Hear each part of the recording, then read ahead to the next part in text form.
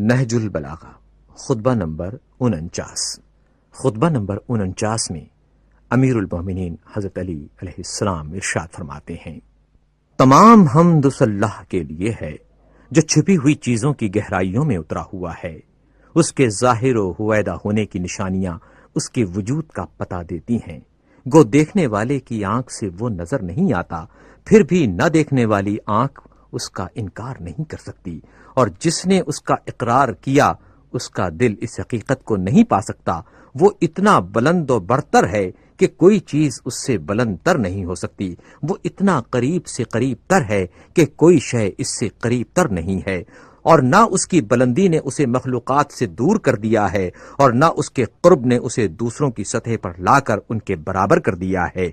اس نے عقلوں کو اپنی صفتوں کی حدود نہایت پر مطلع نہیں کیا اور ضروری مقدار میں معرفت حاصل کرنے کے لیے ان کے آگے پردے بھی حائل نہیں کیے۔ وہ ذات ایسی ہے کہ جس کے وجود کے نشانات اس طرح کہ اس کی شہادت دیتے ہیں کہ زبان سے انکار کرنے والے کا دل بھی اقرار کیے بغیر نہیں رہ سکتا۔ اللہ ان لوگوں کی باتوں سے بہت بلند اور برتر ہے جو مخلوقات سے اس کی تشبیہ دیتے ہیں اور اس کے وجود کا انکار کرتے ہیں۔